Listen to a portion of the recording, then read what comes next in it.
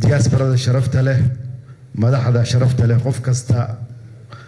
mansabka iyo maqaamka uu ku fadhiyo halkan ayaan ku salaamay waan idinkaga mahadcelinayaa kasoo qaybgalkiina maanta maalin Soomaaliya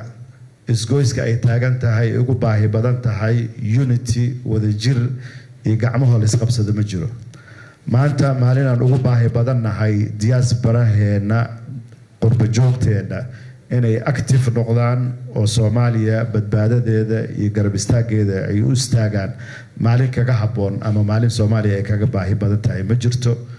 marka waxaan rajaynayaa in sidaas dareenkiina uu ahaado gacmaha aad isqabsataan dalkiina unitygiisa garab istaagtaan sovereignty qarannimada waa sharafta qof kasta oo Soomaaliya wuxuu qiimo ku leeyahay dalkiisa oo madax bannaan oo xor ah oo ka madax bannaan any interference siyaasad ha noqoto physical ha noqoto wax kasta oo interference ka madax bannaan ayuu qiimo ku leeyahay taasaan sharaftaan huwanahay kaasa ah marka taas waxay iga tahay horodhac sidoo kale sida aad ka warqabtaan dowladda federaalka Soomaaliya xukuumadda dan qaran waxay ansixisay siyaasadda qurba joogta Soomaaliyeed sanado ka hor maanta waxaan si official ah u daahfurnay in siyaasaddaas la dhaqan geliyay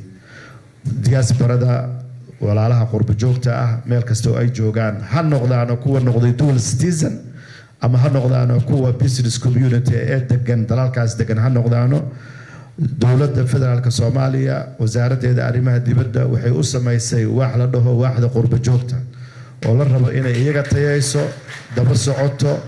ogaata xaaladooda ay u yeesho awood ay u yeesho dalkiina wuxuu idin diyaariyay siyaasad aad intaad ku soo noqotaan ku maalgashataan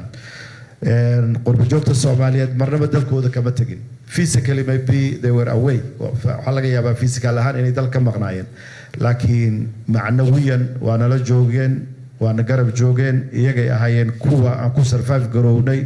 markii dhibtu nagu dhacday iyagay ahaayeen kuwa familiyada u soo dirayay biilka joogtada ay qaataan iyagay ahaayeen kuwa maskaxdooda dalka keenay ee ka qayb qaatay institutional buildingka hay'adaha dawladeed inay resilience yeeshaan oo ay adkaystaan iyaga waayo kuwa ku dhiiraday dalkooda inay maalgashtaan taariikhda baal dahaba ayaad ugu jirtaan waxaan leenahay dalkiina ku xisaabtama ku soo noqda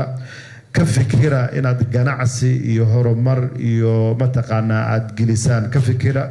وانا ما سنتهين سي اوفيشال ايو نوغو فرين هاي لاجيكا السلام عليكم ورحمه الله وبركاته